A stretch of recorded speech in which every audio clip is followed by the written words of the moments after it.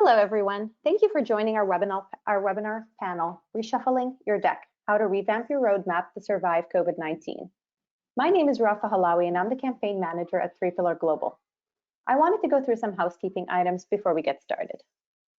All attendees are muted throughout the webinar, but we'd love to hear from you. This is an interactive session, so please type your questions in the questions box on your control panel, and the presenters will be happy to answer them throughout the presentation. The slides are available for download in the Handouts tab on your control panel, so you can download them at any time. The webinar is being recorded, and you will receive a link to the recording in the next day or two. Now, without further ado, I'd like to hand it over to Peter Dudka, Product Manager at 3 Pillar Global. Peter, over to you. Thanks, Rafa.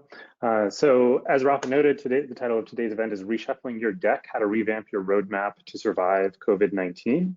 We're going to be running today's event as a panel session. And so before we go ahead and kick things off, I want to give all of our awesome panelists an opportunity to introduce themselves. We'll start first and foremost with Casey Craig, SVP of Retail.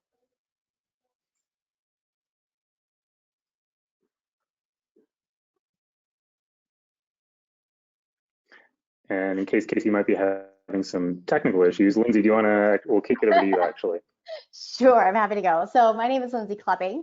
I'm the Director of Product Strategy here at 3 Pillar, which means I have an army of awesome product people that work with me day in and day out to help our clients seize opportunity and build awesome digital products. I've been here 7 years at this point. And like most PMs, I didn't start my career as a PM. I started in customer support and finance. But after a while, I got tired of getting yelled at. So I decided to move into a position where I could actually impact change. And that's how I landed here.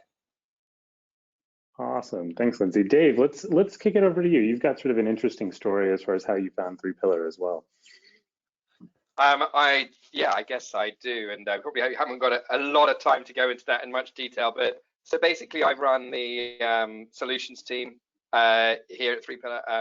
And so our role is essentially to work with our client and our sales teams to try and understand how we can best kick off an engagement with 3 Pillar. And so we we like to consider ourselves very much problem architects and solution architects, really getting into the nuts and bolts of what it is that we're trying to solve for the client, their business outcomes, and then shape the initial proposal.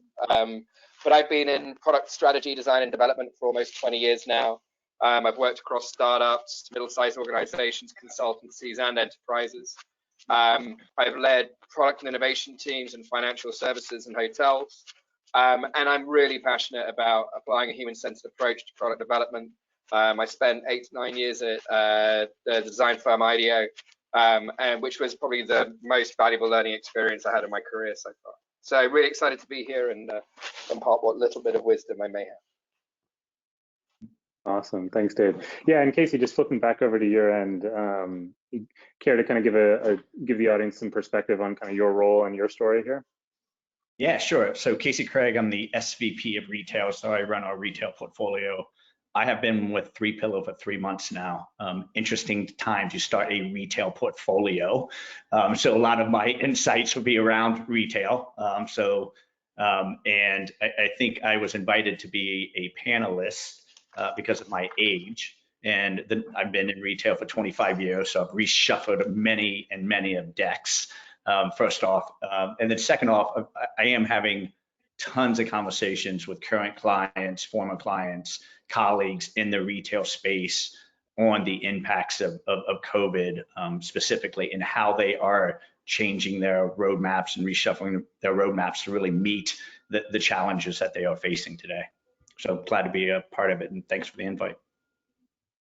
Awesome, thanks, Casey. Yeah, and as Rafa noted, I'm Peter Dudka. I'm a product manager here at 3 Pillar, working under Lindsay's organization. I'll be serving as moderator, facilitator, and cat herder as part of today's overall session.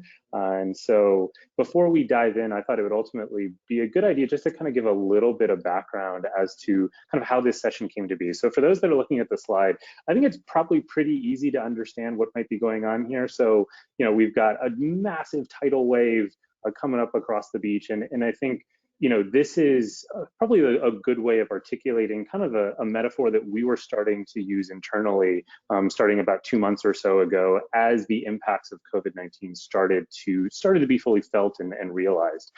So, for a number of the organizations, whether it be clients or peers within the industry, we had, there were a lot of folks for whom COVID felt like this giant, massive tidal wave that came in to sweep out, at the very least, our plans for the rest of the year, but in some cases, our entire existing business models as a whole. And so, as noted with some of the introductions from our panelists, we've pulled together a few folks that really have some pretty awesome perspectives, based on both where they sit within our business, but also really kind of their industry experience as well. Because Casey, Dave, and Lindsay are all folks that really have a pretty good lens on, again, how these different impacts are being felt now, what some of the conversations that we're having with clients and peers. And it's through those initial conversations that we're starting to evolve and craft some frameworks and tools that we felt it was really time to start getting back out there and sharing. And ultimately, the sort of root and kind of one of the core elements of all of this is what you see here. So if COVID-19 might feel like a giant tidal wave, we're going to take the semi-controversial point of view here that how it could feel is actually very different. How it could feel is like a bad hand in a game of cards. For those that play 5-card draw in poker, you'll recognize this is a pretty bad hand. But for anyone that just generally is familiar with card playing or any games of that sort, we're all familiar with the concept of a bad hand, right? It's something that is, no one likes it. It's not particularly fun or easy to deal with, but it is manageable, right? And that's ultimately what we're going to be talking about today, is how you go from that massive tidal wave to that bad hand of cards. And so, of course, I think it goes without saying as part of this that, there's obviously some real pain going on out there in the world right now. There are some folks that are really the true heroes of today. And this is not some sort of market-driven, like keep calm and carry on, keep calm and keep shipping if you want the product version of it. There really are true heroes of what's going on today, and we're not trying to shift the focus or take away from that in any respect. At the same time, though, something that we believe in very strongly at 3Pillar is what our CEO David evangelizes and calls a stakeholder philosophy, which essentially states that you should always be operating and acting in a way that maximizes value for clients, shareholders, and employees alike. And so we're kind of adapting that and borrowing that here with what you see on the screen. So on the left side are some of the clients that we've had the pleasure and good fortune of working with over the years. Top right are some of our fellow employees from an internal kickoff event earlier in the year. And bottom right are actually some of the kiddos that joined the 3Pillar DC office's Halloween party late last year.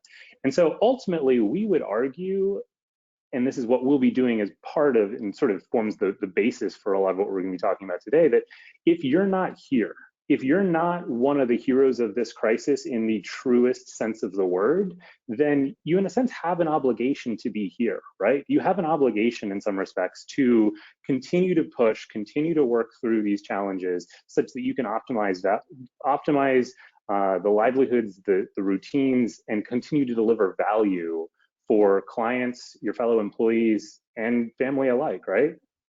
So, then it becomes the question of, okay, let's get down to it, right? If this is going to be the general frame through which we're going to start this discussion, how do you actually do that, right? How do you actually take something that, on the one hand, can feel seismic, devastating, and completely uncontrollable, and turn that into something that's difficult and yet manageable? And we would argue that if you play it right, can even become something that's advantageous and profitable. And so that's actually what we're going to be talking about very concretely and very specifically today. So in this webinar, you're going to understand how different organizations are creating success during a turbulent time, learn how to recognize and respond to change without being overwhelmed, and get tips and tricks to create your own framework for a repeatable approach to experimenting for success. And so we're actually going to take a pause here, because now that you know a bit about us and kind of a bit about where we're coming from on this discussion, we'd love to kind of get a gauge for the audience and sort of get to know a little bit about where you are in all of this. So there should be a poll question coming up here in front of you. And so we did just invite you just to kind of select one of the options, whether it's devastating, temporary, manageable, profitable, wherever you feel like your organization is at right now with respect to the impacts that this crisis is going to have on you. And so I'll give it a few moments for responses to kind of come in on that.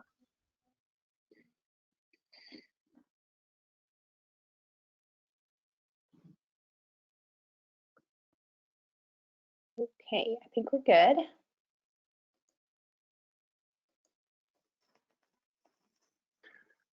All right. Well, this is a bit of a surprise in some respects. We've got pretty much everyone on the temporary, manageable, and profitable end, which is actually fantastic. And so, we're seeing probably the majority of the folks saying this is ultimately manageable, and then a plurality that are kind of in the temporary and profitable realm. I'll go ahead and kick it over to our panelists here just to kind of get some insight based on that. Dave, I think we'll start with you. I mean, any initial reactions? Anything that surprised you? Anything that maybe aligned? Did anything there surprise you? Anything? Or was it more in line with what you're hearing from the industry?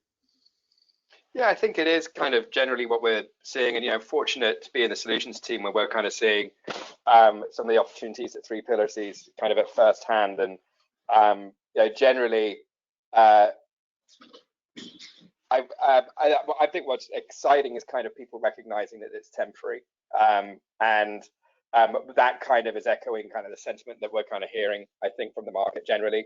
I think that the manageable and profitable is also kind of interesting. I think that it's a higher percentage there of profitable than I perhaps would have expected.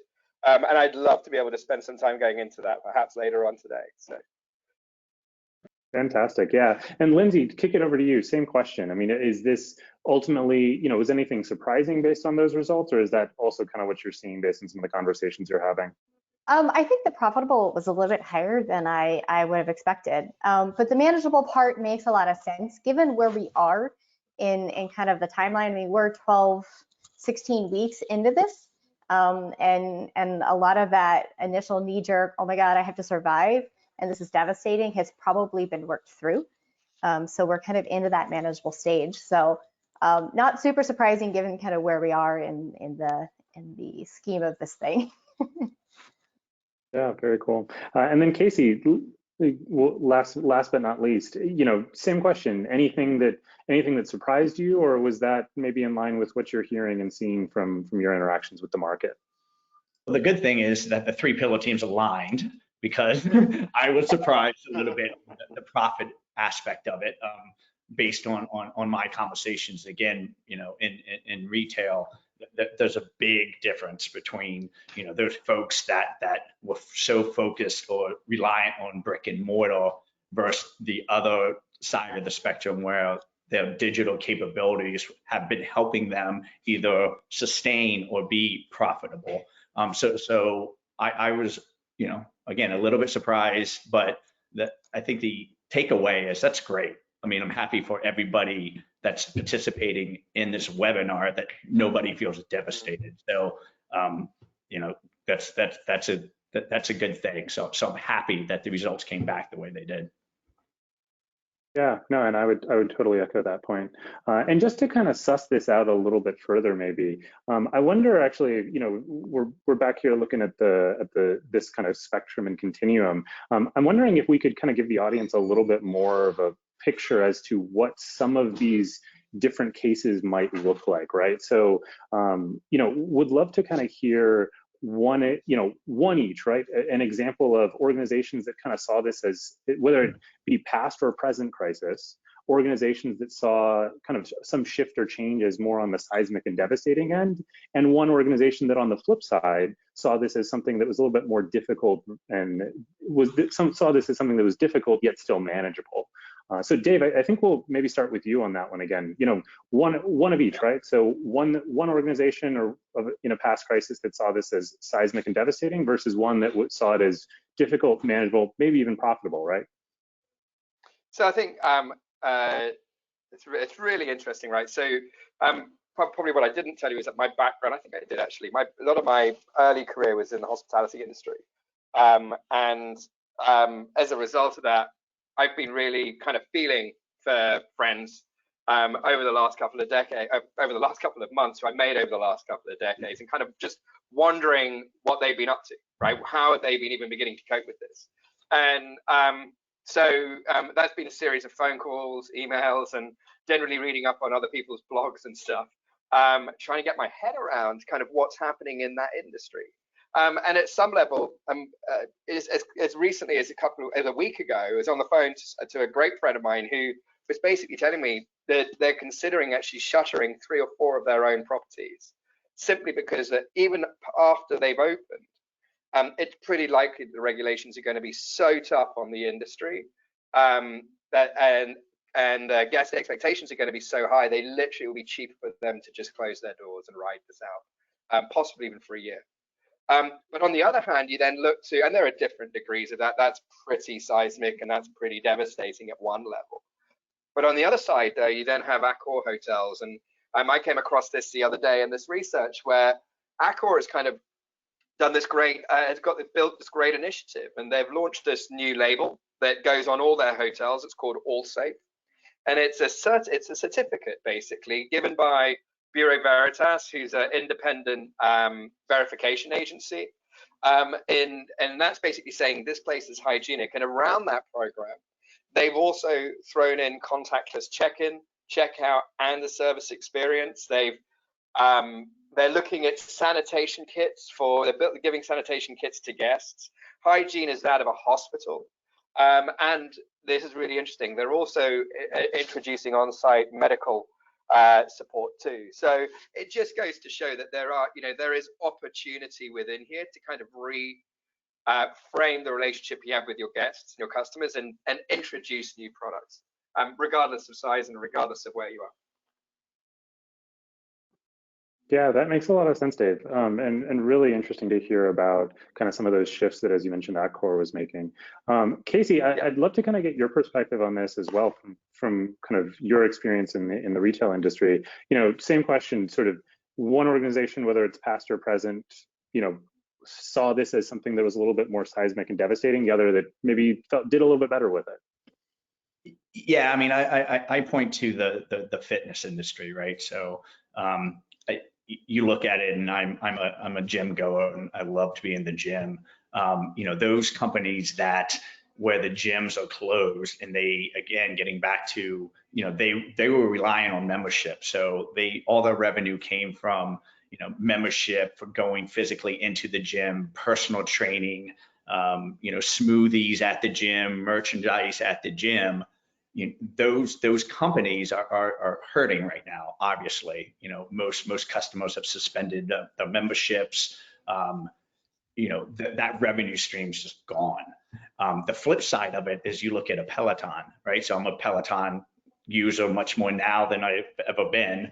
The number of people, friends that I've seen on Peloton that are, friending me or following me now is crazy. I mean, that business is booming.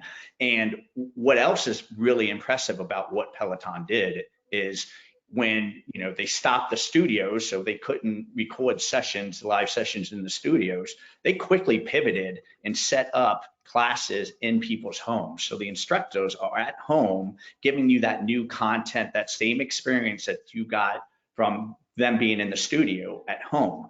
So their ability to shift on a dime, it seemed like all of a sudden Ali Love is, in her living room doing a spin class, was absolutely amazing. So two different same industry, two different ends of the spectrum. So that's one example of my example. Yeah, no, that's fantastic. And it really, I think, calls out that just, between both of your examples, right, Casey, yours and Dave's, just kind of drives home the point that it's like, for some organizations, depending on the approach that they go into it with and sort of the mindset that they have, it can become an opportunity. And so, you know, obviously we talked about a lot of shifts there and everything. And so, Lindsay, I want to kind of bring you into the conversation as well, because, you know, amongst all of these shifts, I'm going to just sort of venture a guess that there are probably some principles and some bigger ideas that organizations are bringing to bear in the course of, you know, what some of these actual shifts that they are making, right? It's like mindset precedes action here is maybe the principle here. And so would love to kind of get your perspective on kind of some of the things that you're seeing and some of what Dave and Casey mentioned.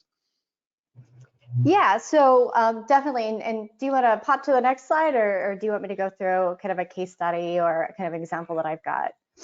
Yeah, no, I think that kind of how to recognize and respond to change, as the slide's showing here, is exactly, I think, what would be helpful. Because I think as the product person here, you're going to be able to say, okay, here's the some of the how of how these shifts happen. Yep, absolutely. And I'm happy to kind of walk through this. I do have a couple slides that I can go through. And first things first, and actually, if you want to back up for just for a second, I'm gonna let you guys into on just a little secret. Change, it's not new. Responding to change, not something that we've never done before in the past. As an organization, most of you, as members of organizations, most of you have likely had to face change in the past, probably multiple times. Right now, yes, it's probably a little bit different. So in crisis times, change is accelerated. It's a lot more intense, and it's oftentimes super overwhelming.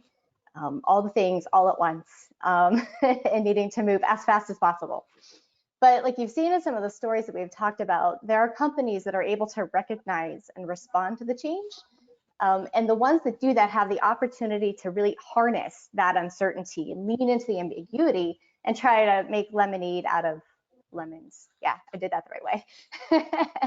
So there are opportunities that have presented themselves now, like things that have exist in a downturn that may not exist otherwise, and companies that kind of are open to that and able to respond to that are the ones that are going to come out in the end. Case in point, one of the companies that I'm working with right now, to Casey's example, in the fitness industry, they have a brick and mortar studio, and they are itching to get their doors open.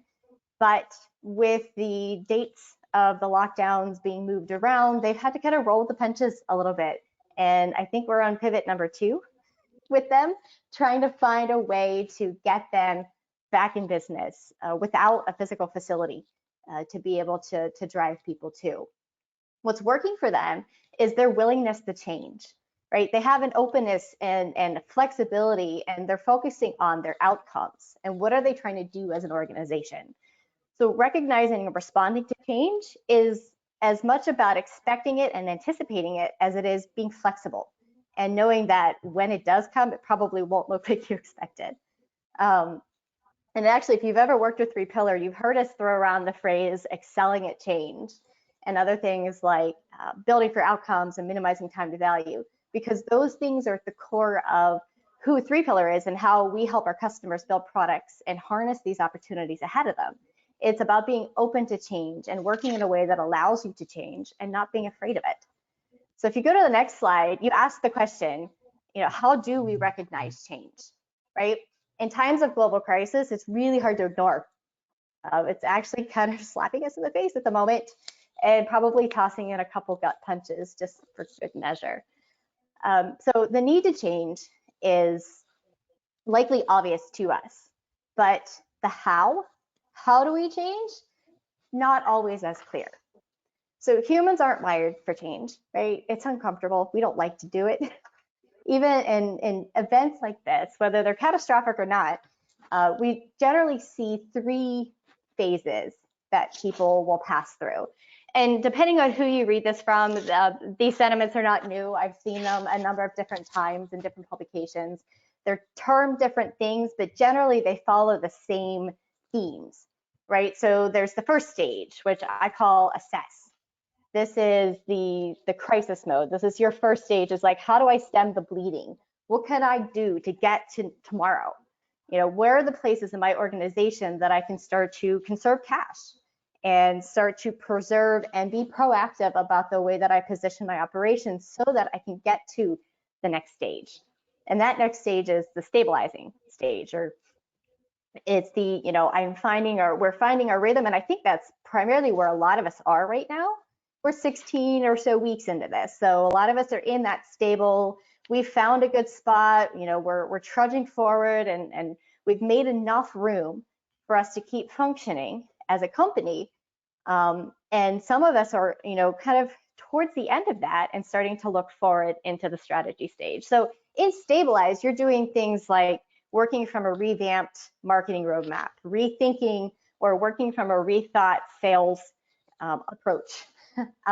You may be revisiting your pricing and thinking about, for example, one of the things people do, there's a freemium model. Headspace right now is offering all unemployed people access to their platform for free for a period of time. So opening up those freemium models, which is kind of a win-win situation, right? So win for the people that need it right now, and win for them down the road whenever they have now this larger audience. There's another company, MailChimp, did that way back in the day. During the last recession, they opened up a freemium model to consumers because their corporate customers were pulling back on spend. So anyway, that's kind of in our stabilized stage. This is our steady state. And then we look forward to the strategy stage. And this is figuring out how we're going to accelerate out of this curve. How are we going to position ourselves for the future? This is taking some of the short-term wins that we have made and turning them into longer-term goals. There's no set time frame for how you pass through these stages. You may spend a day and assess, and then spend all your time in the stabilize into the middle. You may pass through the first two and go straight to strategy. If you have done this a bunch of times and you are well versed at this, Airbnb, this is probably their second or third time that they've had to go through something like this. So you may pass through it, but recognizing where you are today helps color how you get out of it. So if you go to the next stage, next slide, sorry, I can tell you how we're going to get out of it somewhat. Now that you've recognized the change and you know where you are as an organization, there's some do's and don'ts of how to respond, right? So, and I'll focus on the don'ts first. So first of all, don't abandon your process. If you have a process for change, it's important you stick with it. You may need to refine it, you may need to simplify it or adapt it, but abandoning your process altogether and just kind of running willy-nilly does not yield a whole lot of results. Don't get lost in the weeds. So crisis forces us, humans tend to focus during crisis. That's a survival mechanism, and it's necessary in a lot of respects. But you get to a point where being so lost in the weeds, you start doing anything, building anything, and lose sight of doing the right thing or building the right thing when you talk about products. So you definitely have to kind of pull back and make sure that you're going the right direction. Last thing is don't panic. Panic makes us do crazy things. It puts our headspace into a really bad spot, and we start to do things that we may not normally do. So deep breath, step back, take a look at it. There is a light at the end of the tunnel, so don't panic. I think it's in Frozen 2, Anna says, do the next right thing. And sometimes that's the best you can do, is find the next right thing to move your company to the next level, but don't panic. When we look on the do side, first of all, move fast, right? There's a lot going on, but don't do it without a purpose. You need a purpose. Experimentation for experimentation's sake doesn't work. You need experimentation and the ability to try new things, but with a purpose in mind. Where am I trying to go with that? Which reminds me, don't forget your why. Remember your why. Why do you as a company exist? Why does your product exist in the market? What unique value do you bring to the market that you can leverage and harness in this opportunity? What other unconventional opportunities might you find? And you can find those if you keep remembering your why. Look to the horizon, balance your short-term survival and your long-term goals, right? So some of us are at that point now. It's like, okay, we've gotten through short-term survival, and now we need to start looking towards our long-term goals. How do we, like I said, accelerate out of that curve? And the last one, and this is for all the leaders on the phone, listen to your people and keep an open mind about this. So what happens at the beginning of a crisis or at the beginning of any major change is that there's a lot of noise. There's a lot of people with a lot of ideas and a lot of really awesome things flying around. It's very frenetic. And listening, and I mean really listening and considering what you're hearing from your people is really important. One, because there's two reasons, right? Dismissing them too quickly and just saying there's too much noise and it's really easy to say I can't handle it anymore, there's just too much going on. But dismissing it too quickly causes two things to happen. One, you might miss an opportunity, something crazy, something that may not have worked otherwise, but in this particular situation may possibly work. Two, by dismissing people, by dismissing ideas without considering them first, you create kind of a dismissive culture, which can grow to be toxic over time. And as leaders, and as a product leader, I am charged with leading my team out of this and being the guide who can get them to the end of the tunnel.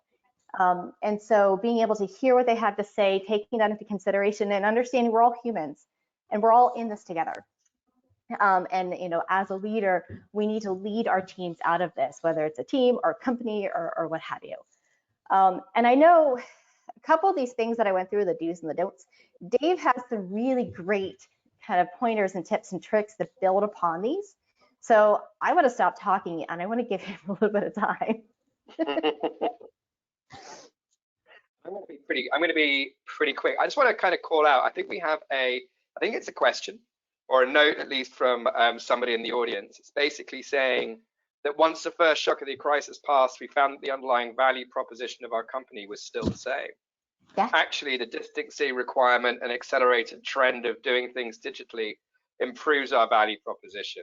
The challenge we are facing is moving quickly enough to capture this accelerating wave. So I'm going to take what Lindsay said and try and put a build on top of that. I'm also going to take that and forgive me, I have notes to my right here, which is why I'm going to keep glancing over there. But I'm also going to take this comment and just see whether or not we can kind of tie some of the moving quickly pieces of what I have to say into that. So let me do my best to try and answer that question at the same time.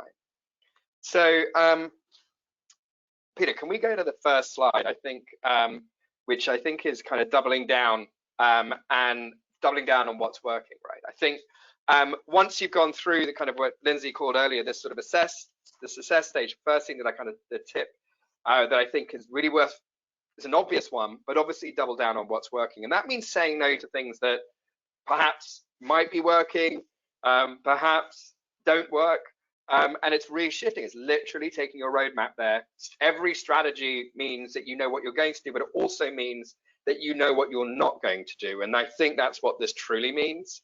And obviously here, focus on the areas that are helping you meet your business objectives. Right now, I would imagine that feels like profit and revenue.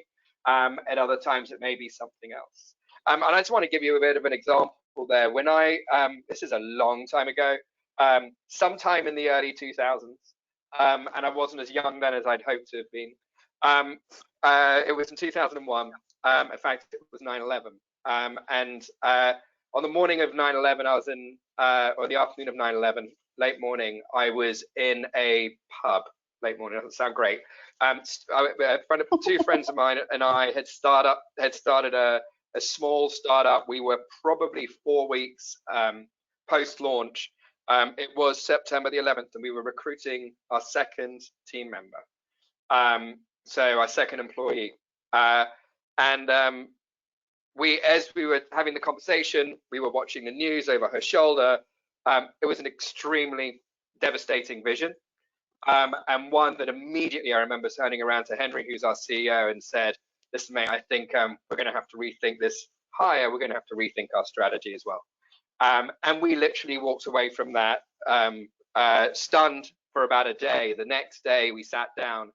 We had any number of leads, but we had one in particular that we knew that if we could win that one lead with just the three of us and actually turn that into a client, then we would be able to ride this out, not just for the first year, but for perhaps a couple of years without having to hire anybody, without having to lose anybody in the company.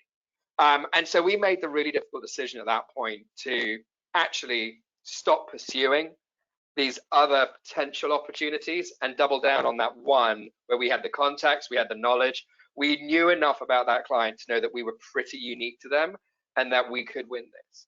And that's what we did, and the company survived. It never became the high growth business that we wanted it to be, but it's still around today. Employs 40 people in Oxford, and the gentleman who was our COO, I called Steve Gibbons, is now the CEO of that company. So not the happiest of stories, but an example of kind of knowing what we weren't going to do and what we should do. The second point, and I'm going to be a little bit quicker here, is get really close to your customers, know them intimately, and this is a part of actually speeding up. Right now, what it means to truly capture what's going on means identifying the things that are most meaningful to your clients, to your customers, okay, and understanding their pain points and understanding what their new unmet needs are, okay. And if you're not doing it already, and I think this is really important, get to know their lives beyond your product. At the beginning of this this webinar, we showed that poll, okay, and 3 of us were surprised by perhaps the profitability bit. Okay, that just gave us a slightly different perspective on the market because we just decided to spend a little bit more time with our customers. Imagine what we could learn if we went much broader than that. And I'd say the same to you. Imagine what you could learn about your customers. Imagine what opportunities you could find about your customers just by getting to know them beyond perhaps the ways that you traditionally interact with them.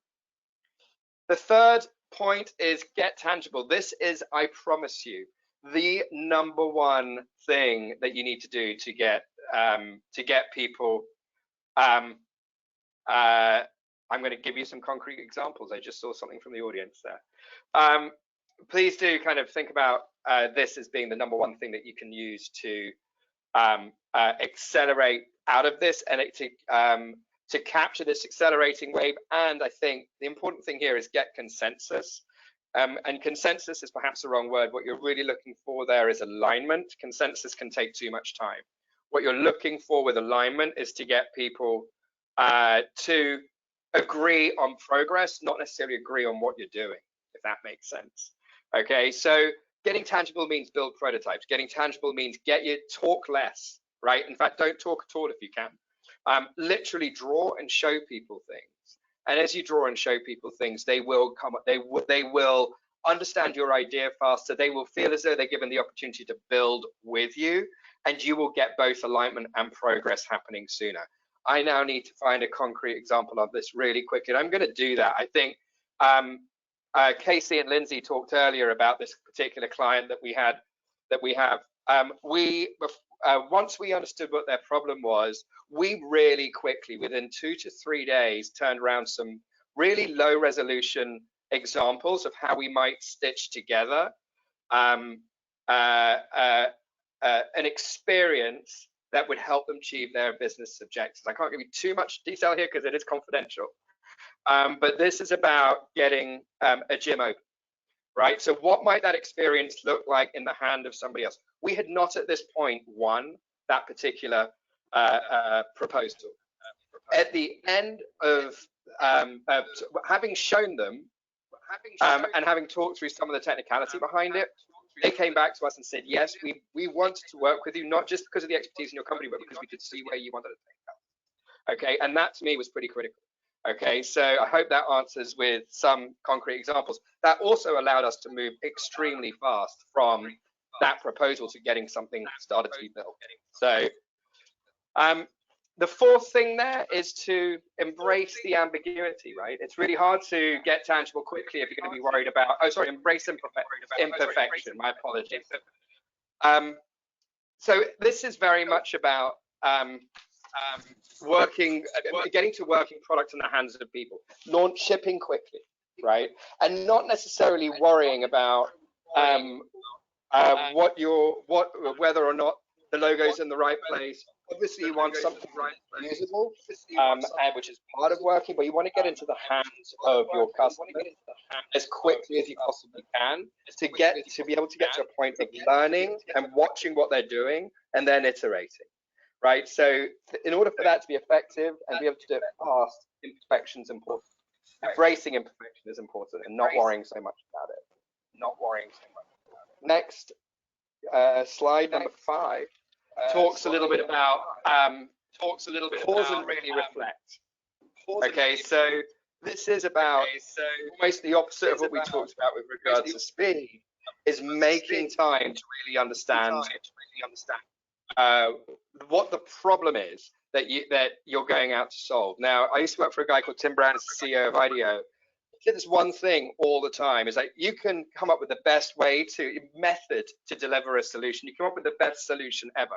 But if it's solving the wrong question, if it's solving the wrong problem, you will always be wrong, right? So it really is important that you start out and make sure you're asking the right question to begin with. And then the sixth here is experiment, experiment, experiment. And so this is always be learning, trust the data, understand the insights, course correct and repeat. Okay, so really important there. It's pretty much everything we've said so far, but actually to keep doing it and keep doing it and keep doing it. I'm going to hand over now to Casey, I think. Yeah. Yeah, thanks, Dave. So, Casey, we'll, as Dave noted, we'll jump over here to you in a moment. And I think just to kind of tease this out a little bit more, I think, you know, part of why we want to bring this conversation back over to your end is I think you had a really interesting framework that you had started to use and started to kind of talk about that kind of, I think, incorporates a lot of what Dave and Lindsay have mentioned. And so would love to kind of hear a little bit more perspective on that. Yeah, I'm going to say that I should have coined the phrase surviving and thriving. So a couple months ago at the beginning of the pandemic, I was asked to do a Fox News interview. It was at 4 a.m., so I'm sure nobody on this call saw it. But when I was thinking through, you know, what is the current situation of companies, and you know, it was, you know, 3 weeks, 4 weeks into COVID, really feeling the impacts. You know, I had this kind of survive, sustain, and thrive talk track, and looking at it from a again a retail perspective. You know, those that were trying to survive were those companies that were, you know, so focused on brick and mortar and in-store presence and in-store traffic that were not deemed essential because they did not have those different buying channels, those omni-channel capability or the digital capabilities. I mean, they're on survival mode. You can look at, you know, countless retailers filing Chapter 11 right now. It's absolutely horrible. Those that were sustaining is those that had that digital capability, but they weren't really invested in it. It was there, but that digital enablement allowed them to keep business not where they wanted it to be or where it should be, but you know, it's keeping them alive and it's keeping them, you know, out of the Chapter 11. And then on the thriving side, you know, it's Walmart reported Q1 earnings today. Revenue's up 8.6. Their digital commerce is up 76%. It's amazing what, you know, that number. Looking at the grocery space, you know, I think it's going to change grocery forever, right? So people that would have never had in-home grocery delivery are now forced to do that. And the experience that they are having is actually pretty good. And so this whole consumer base that would have never, ever shopped, you know, grocery and had it delivered because they wanted to touch the vegetables and see the meat and do all those things, that's a whole segment of people that are now going to start shopping that way. So when I thought about it, I put companies in these three buckets. So that being said, you know, I think we want to get an idea from the audience, you know, where do you fall? Where's your company falling today? And I'd be very interested to tie it back to that very first question to see what your responses are. So here's a quick survey to do that. We'll give it a minute or two.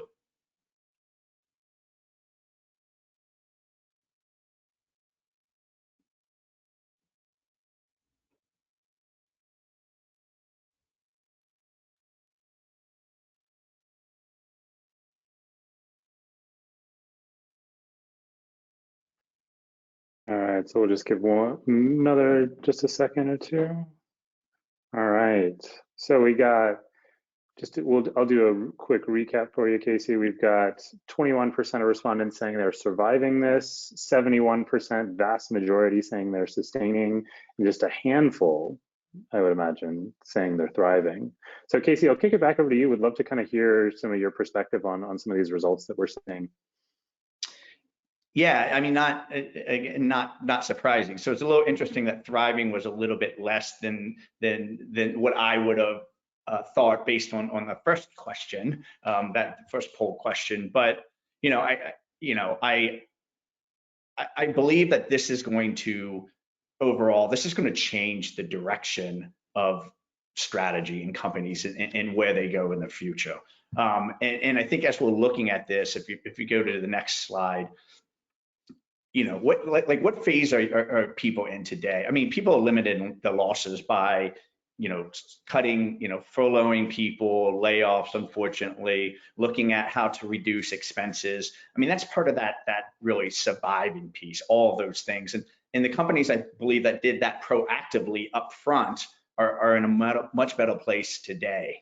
Then I think you have evaluating. So just evaluating your role in the market and based on your lessons learned and based on the new norm, evaluating what your future is going to be and understanding that and taking the time to build out that strategy and then realigning and responding. So there's going to be new market needs. Delivery. I mean, in-home delivery. There's Instacart's killing it, right? There's going to be opportunities for companies to look to come out of this and to grow out of this. There's a gentleman in Arlington, Virginia, who had a curbside pickup platform.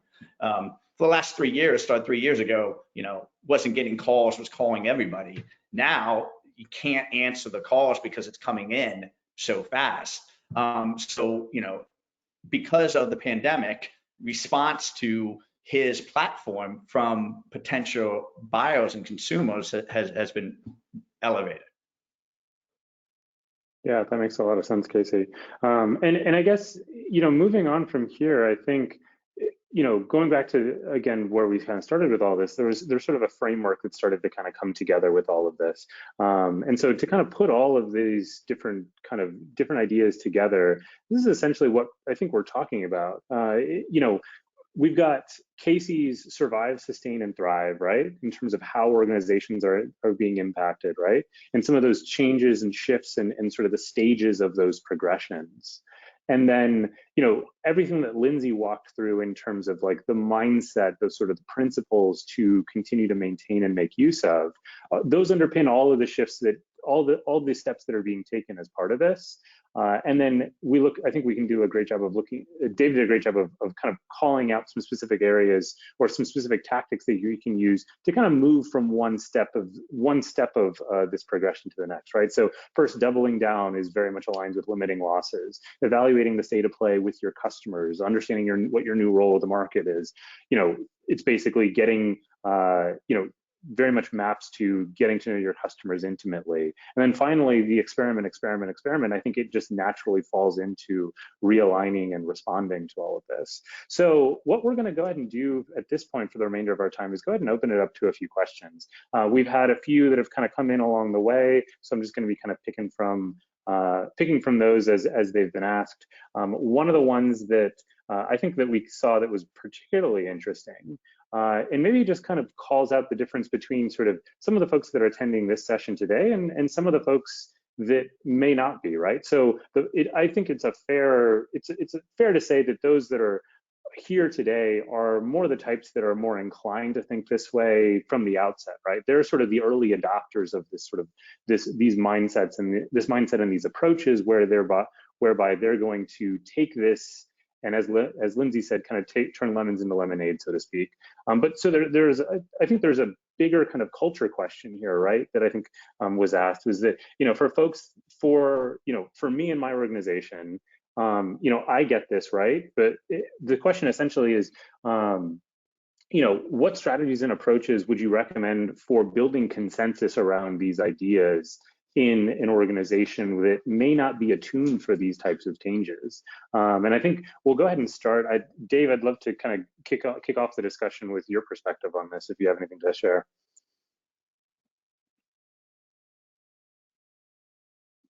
I think I'm muted. Sorry. I think I think it does come back to, and it's difficult, right? In an organization where these approaches would be reasonably new, you've got the real challenge that you've got there is building trust from leadership. Basically, there are guys that you've got to open up the coffers and say, yes, we're going to be willing to take some of this.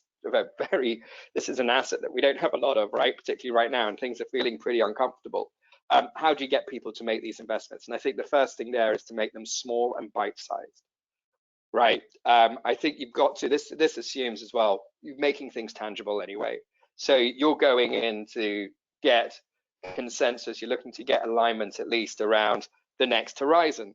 All right. So that might be in the context of a product. It would be a series of experiments. And so perhaps over a 2-week sprint, you're showing this is where we'd like to go. These are the features that we would like to build, or these are the things that we're going to go and test. And I need X dollars to be able to get to this point.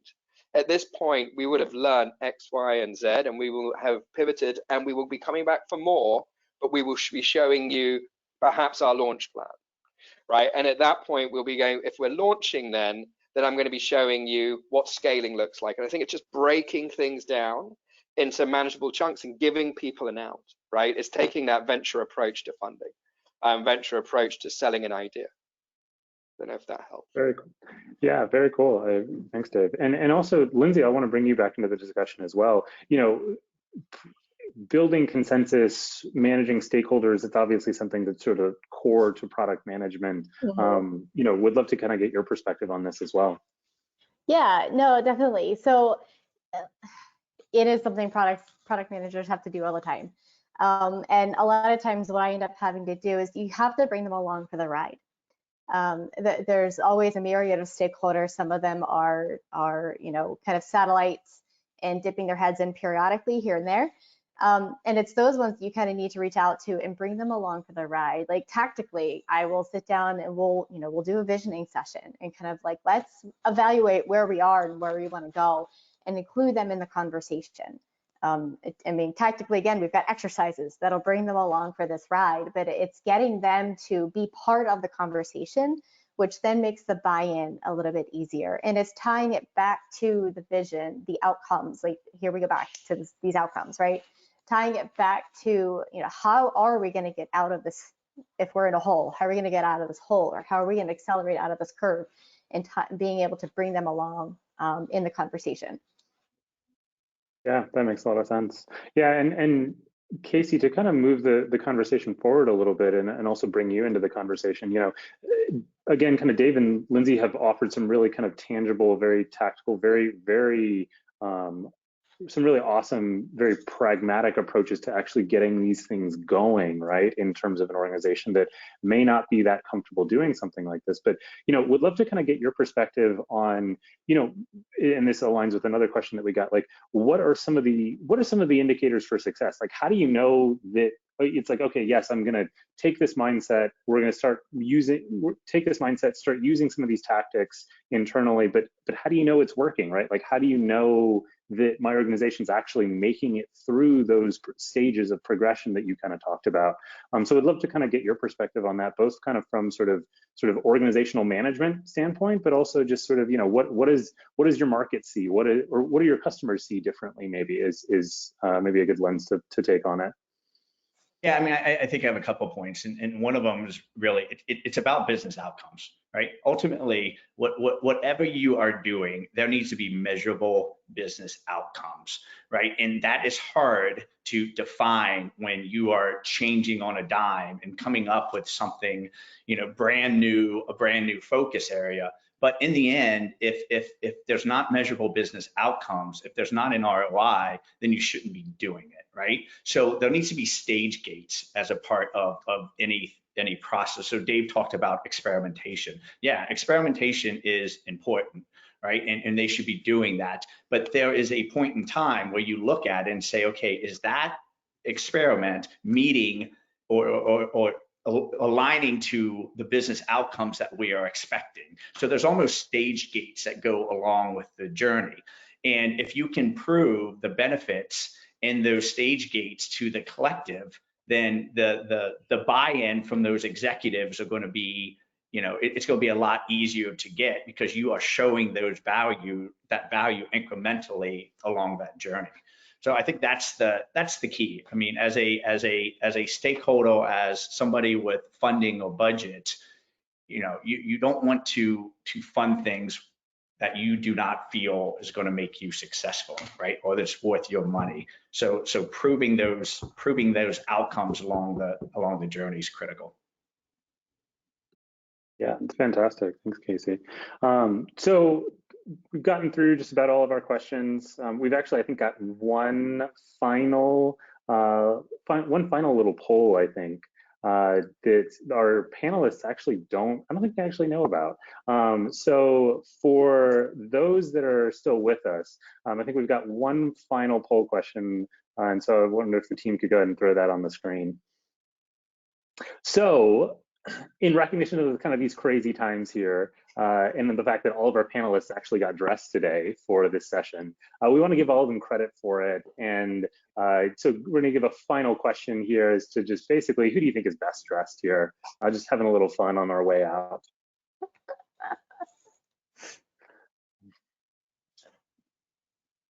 Hey, what's the winner get for this? A gift card? I think the loser gets some additional money for clothes. The loser gets a card for shopping. J. Crew credit card. Yeah, buddy. Oh, look at that. Look at that. All right, so I think we have a pretty You and I get to share $50. Lighting Yeah, is so everything, people. It's a pretty resounding response. So Dave, Casey, and I will, I think, sign off here in a few and be left to lick our wounds, so to speak. So thanks very much for joining, everyone. For those that are interested in continuing to explore these ideas, we have a new diagnostic tool that we've launched on our website. We're calling it the Product Mindset Diagnostic, and you can take 15 minutes. It's a diagnostic assessment to find out if your team is product mindset ready and on the right path to digital success. The diagnostic will evaluate your team's ability to impact business outcomes, collaborate efficiently, and deliver quality products. For any and all questions, feel free to reach out to us at the email noted there below. But otherwise, thanks very much for joining. Stay safe out there, folks.